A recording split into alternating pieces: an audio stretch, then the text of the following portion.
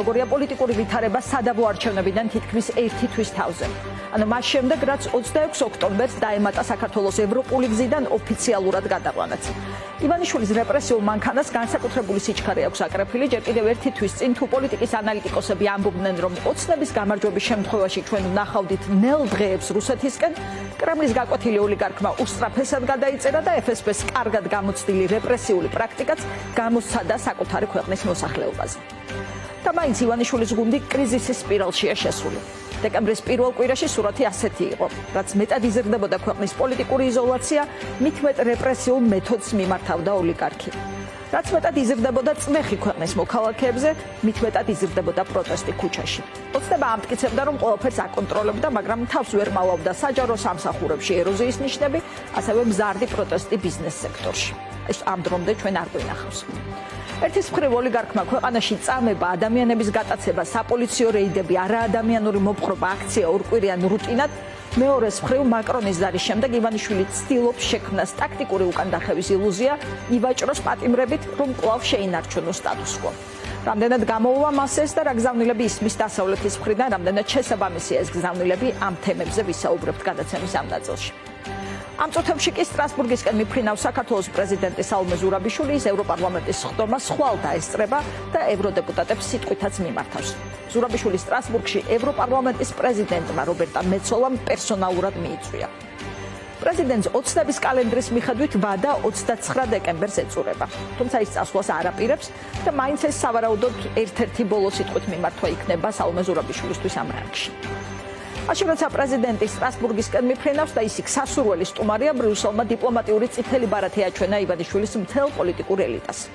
ეს გადაწყვეტილება ევროკავშირის საგარეო საქმეთა მინისტრებმა გუშინ მიიღეს. გუშინ ცნობილი გახდა, რომ ევროკავშირი იწყებს უვიზო მიმოსვლის გაუქმების პროცედურას მათთვის, ვისაც აქვს დიპლომატიური და სამსახურებრივი პასპორტი. აი სწორედ ამ თემით დაიწყო დღეს ივანიშვილის პრემიერის ირაკლი ყობახიძის ბრიფინგი. თუ გუშინ ის გვეუბნებოდა, რომ ერთადერთი სერიოზული საკითხი, რაც მაგიდაზია არის პასპორტების თემა, დღეს ამ გადაწყვეტილების დაკნინებას სცადა და თქვა, რომ ეს არის პატარა დისკომფორტი და არა უმეტეს. მან სანქციებს უწოდა ერთმნიშვნელოვნად ანტიქართული ნაბიჯი. საუბარია იმაზე, რომ სავიზო შეზღუდვა შეიძლება იქნეს შემოღებული დიპლომატიურ პასპორტზე. ეს ნიშნავს ეს მას განისხავს, რომ ვერ შეხვდა დიპლომატიური პასპორტი. ეს ნიშნავს იმას, რომ ვიდრე წახვალ ევროპულ ქვეყანაში, უნდა შეიტანო განაცხადი ვიზაზე, შაგირდყომე და წახვალ შესაბამის ევროპულ ქვეყანაში. შეიძლება ქონდეს ადამიანს დიპლომატიური პასპორტიც, ჩვეულებრივი პასპორტიც და შეიძლება ორივესთან მიმართებით მოუწიოს სავიზო განაცხადის შეტანა. და თქვენ ამაში პრობლემას ვერ ხედავთ და ფიქრობთ, რომ ესეც სიმბოლური აქტია. ხონდა პატარა დისკომფორტი არის, მაგრამ არა უმეტეს. როგორც იცით, მაგიდაზე იდო უვიზო მიმოსვლის ყველასთვის გაუქმების თემაც, თუმცა დასავლეთმა არ გამოიყენა სანქციები საქართველოს მოქალაქეებისთვის, რომლებიც ქუჩაში ახლაც დგანან ევროკავშირის დროშებით. ამ კონკრეტული გადაწყვეტილებით ევროკავშირმა მიანიშნა, ვინ არის მისთვის პრობლემა. ვიდრე ჩვენ ამ გადაწყვეტილების პოლიტიკურ თუ ტექნიკურ შინაარსს უფრო დეტალურად აგიხსნით, მოვისმინოთ კიდევ ერთი კომენტარი ყობახიძეზე მეტად ანტიდასავლელი. დღეს იყო დასავლური მატერიალური სიკეთების დიდად მოყვარული კახა კალაძე. მან თქვა, ხალხის ინტერესი რომ დავიცავით, ნუ თუ ამის გამო უნდა დაგვასანქცირონ. ასე დასვა საკითხი თბილისის მერმა, რომელიც რამდენიმე დღის წინ ხალხის ინტერესით ამართლებდა მათივე ცემის ადგილზე ნაძვის ხის საზეიმო დანთების სურვილს. ეს კომენტარიც მოვისმინოთ. თქვენ გაქვთ დიპლომატის პასპორტი? კი. და თქვენ სავარაუდოდ ასევე ხართ იმ პროფესიაში, ვისაც უვიზო მიმოსვლა შეგეწყვეტათ ევროპაში. როგორ უპასუხებთ და ფიქრობთ, რომ მარტივად შეძლებთ ევროპის ქვეყნებში გამგზავრება? ძალიან მარტივად და თქვენ არ ინერვიულობთ. როგორ შეძლებთ? ჩვეულებრივი პასპორტი შეძლებთ და არანაირი პრობლემა. თუ ვიზის აღება იქნება საჭირო, ეგეც არ არის პრობლემა. მოკლედ ოცნება ცდილობს აჩვენოს, რომ დიპლომატიური პასპორტების გაუქმება მათთვის მხოლოდ მცირე დისკომფორტია და არა სერიოზული პოლიტიკური გზავნილი. ჯერ ვთქვათ, მაინც ვინ სარგებლობს ამ ტიპის პასპორტებით. ქართული დიპლომატიური პასპორტების მფლობელებისთვის უვიზო რეჟიმი მოქმედებს 2011 წლიდან. ეს ევროკავშირის მხრიდან საქართველოსთან სავიზო ლიბერალიზაციის კუთხით გადადგმული ერთ-ერთი პირველი ნაბიჯი იყო. დიპლომატიური ან სამსახურებრივი პასპორტით სარგებლობენ უმაღლესი თანამდებობის პირები, მთავრობის წევრები, პარლამენტარები, საპატრიარქოს ზოგიერთი წარმომადგენელი, მათ შორის კათოლიკოს პატრიარქიც კი. ესე არის ძალიან ვრცელი, ამიტომ გამოვიტანეთ ეკრანზე მხოლოდ რამდენიმე ძირითადი, როგორც ხედავთ, პრეზიდენტი, პარლამენტის თავმჯდომარე, პრემიერ-მინისტრი, უზენაესი სასამართლოს თავმჯდომარე, საკონსტიტუციო სასამართლოს თავმჯდომარე, პარლამენტის წევრები. ეს ჩამონათვალი არის ძალიან ვრცელი, მათ შორის ეხება ეროვნული უშიშროების საბჭოს წევრებს, შსს თუ სუსის თანამშრომლებს, აქ 50 კაციანი კვოტაა, თუმცა უნდა ვთქვათ, რომ ამ შემთხვევაში ეს ეხებათ ამ ადამიანების ცოლებსაც და 18 წლამდე ასაკის შვილებსაც. ზუსტი რიცხვი, სულ რამდენი ადამიანი სარგებლობს დიპლომატიური პასპორტით საქართველოში საგარეო საქმეთა სამინისტროს მიუხედავად მედიის ინტერესისა ამ დღემდე არ გაუსაჯაროებია. ვრცელდება შეზღუდვები მხოლოდ დიპლომატიურ პასპორტზე თუ მის მფლობელზეც. ოპოზიციონერ დეპუტატებსაც აქვთ დიპლომატიური პასპორტი, მოხდება ინდივიდუალური გამორჩევა თუ შეზღუდვა გავრცელდება უკლებლივ ყველა მფლობელზე. ამ კითხვას საბოლოო პასუხს ოფიციალურად მომზადებული დოკუმენტი გასცემს, თუმცა ცხადია ამ თემაზე, ამ დეტალებზე ჩვენ სტუმრებთან ვისაუბრებთ. ექსპერტების თქმით, როგორც არ უნდა იყოს ჩანაწერი, ეს უკვე არის პოლიტიკური გზავნილი ევროკავშირისგან, რაც შეიძლება გახდეს ცალკეული ქვეყნების მხრიდან დამატებითი სანქციების დაწესების საფუძველი. დამატებითი სანქციების დაწესება გუშინ ვერ მოხერხდა. ეს თემა დღის წესრიგში იდგა ევროკავშირის საგარეო საქმეთა მინისტრების შეხვედრაზე, სადაც მსჯელობდნენ საქართველოზე. ამ შეხვედრას ესწრებოდა ევროკავშირის წევრი ყველა სახელმწიფოს საგარეო საქმეთა მინისტრი, ასევე ესწრებოდა საბჭოს პრეზიდენტი და უმაღლესი წარმომადგენელი კაია კალასი, ესტონელი პოლიტიკოსი, რომლისთვისაც ეს იყო პირველი შეხვედრა ახალ თანამდებობაზე. გადაწყვეტილების შესახებ მან გამოაცხადა და აქვე იყო გზავნილიც, რომ სურდათ მეტიც გაკეთებულიყო. ჩვენ შევამცირეთ დაფინანსება და პოლიტიკური კონტაქტები საქართველოს ხელისუფლებასთან. დღეს შევთანხმდით, რომ დიპლომატიური პასპორტის მფლობელებს შევუჩეროთ უვიზო რეჟიმი და წელსვე უკვე საბჭო გააკეთებს განცხადებას ამასთან დაკავშირებით.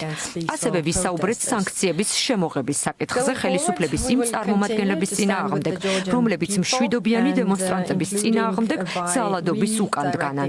ჩვენ გავაგრძელებთ საქართველოს მოსახლეობის გვერდით დგომას, გადავამისამართებთ დახმარებას, რომელსაც ვუწევდით ხელისუფლებას და გადავცემთ ამ დახმარებას სამოქალაქო საზოგადოებას, დამოუკიდებელ მედიას. კაია კალასი მიეკუთვნება პოლიტიკოსთა იმ ჯგუფს, ვინც უფრო მკაცრ ზომებს ემხრობა ქართული მაღალჩინოსნების მიმართ. ის არის ესტონეთის ყოფილი პრემიერი, ამ სახელმწიფომ ლიეტუვასა და ლატვიასთან ერთად სავიზო სანქციები უკვე დააწესა ივანიშვილისთვის, ქვეყნის პრემიერისთვის, შინაგან საქმეთა სამინისტროს მაღალჩინოსნებისთვის. ეს ვრცელი ჩამონათვალია. მედიის ცნობით ამ ფონზე ბალტიის ქვეყნების გზით შესაძლოა წავიდეს ევროკავშირის რამდენიმე წევრი ქვეყანა, საუბარია გერმანიაზე, საფრანგეთსა და პოლონეთზე. ეს არის ვაიმარის სამკუთხედის ქვეყნები და ნახოთ გამართლდება თუ არა შპიგელის ეს ინფორმაცია. სანქციების შესახებ გადაწყვეტილებაზე კონსენსუსს ჰყავს ორი ძირითადი მოწინააღმდეგე, ეს არის უნგრეთი და სლოვაკეთი. დღეს ამ სიას ირაკლი ყობახიძე მიუმატა იტალიაც, თუმცა დღევანდელ დისკუსიაზეც ევროპარლამენტში იტალიელი კონსერვატორებიც აკრიტიკებდნენ კაია კალასს, სხვათა შორის სანქციების სირბილისთვის.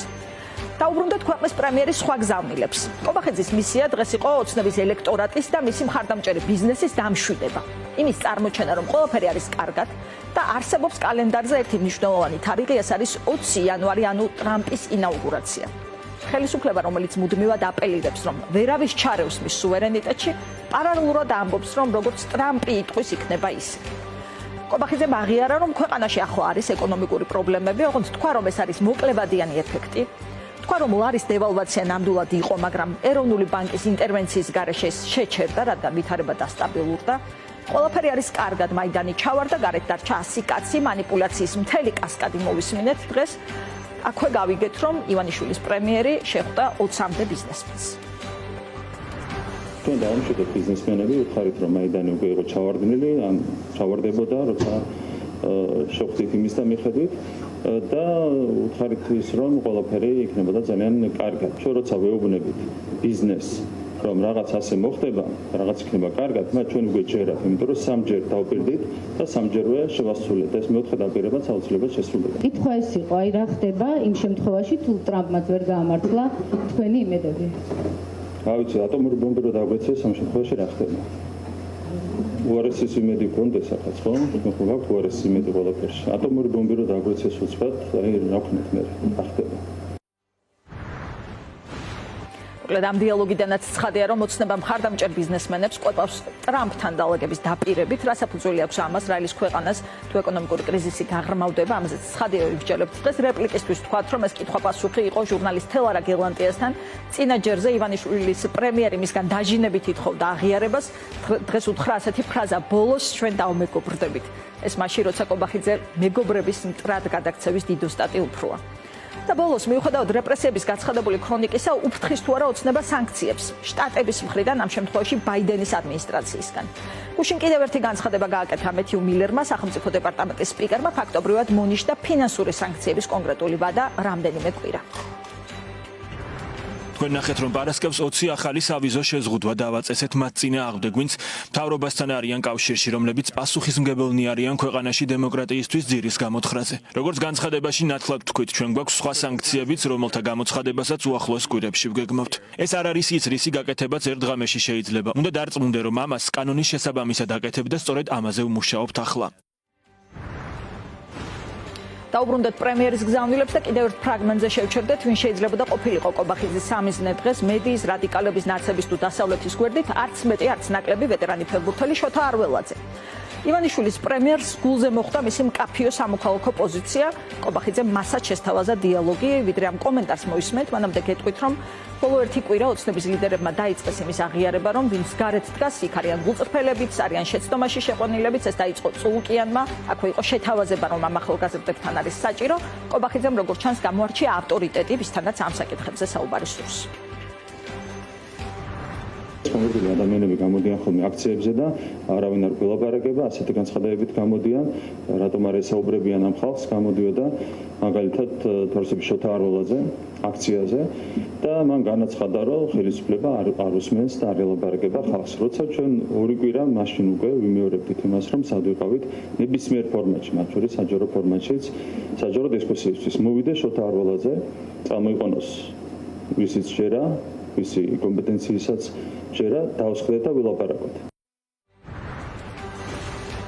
შოთა არველაძე იყო ერთ-ერთი ყველაზე მკაფიო და ხმამაღალი ხმა რუსული კანონის წინააღმდეგ, ჯერ კიდევ მისი პირველად ინიცირების დროს. ახლა ფეხბურთელი ძმასთან ერთად დადის აქციებზე, რადგან ამბობს, რომ პოსტების წერაზე უკეთესი გადაწყვეტილება არის რუსთაველის გამზირზე დგომა. მოდი კიდევ ერთხელ გავიხსენოთ ინტერვიუ, რომელიც მან მისცა სწორედ რუსთაველის გამზირზე ტელეკომპანია ფორმულას, როგორც ჩანს ეს ინტერვიუ მოისმინა კობახიძემაც. რაც უფრო მეტ ადამიანობას ვითხოვთ და რო ხალხს მოусმინონ, მით უფრო სისასტიკე მოდის პასუხად. და ნეტა სად არის ზღვარი ამ სისასტიკის? როგორ შეიძლება ამ ყველაფრის რა ახსნა აქვს, ესეც ვერ გავიგე. თუ არ მეთანხმება ვიღაცა გამოვიდეს და თქვას, რომ ამდენ შეკრებილ ხალხს ჯერ უნამუსოდ რა 5000 კაცი დგას და რა თავებს ითვლით დაიღალა ეს ხალხი ამ თავების თვლით რა. გამოვიდეს ერთი რომელი ინსტიტუტი დარჩა, რომელი ავტორიტეტი ადამიანი დარჩა, რომელი ვიღაცა დარჩა, ვინც ადამიანს შეიძლება მოусმინოს და თქვას, რომ ეს კაცი მართლაც ლაპარაკობს და შეიძლება მოусმინოს. კობახიძემ დღეს ბევრჯერ ახსენა, რომ მზად არის დიალოგისთვის, თუმცა დიალოგი მას არ გახსენებია, როცა 28 ნოემბერს სრულიად ერთპიროვნულად გამოაცხადა ივანიშვილის გადაწყვეტილება ქვეყნის კურსის ოფიციალური ცვლილების შესახებ. ხალხის ლეგიტიმურ მოთხოვნას, რომ დაუბრუნდნენ ევროპულ გზას, ხელისუფლებამ უპასუხა არა დიალოგით და გადაწყვეტილების ცვლილებით, არამედ ამ ხალხის ცემით, უკანონოდ დევნით აქციების სასტიკი დარღვევით.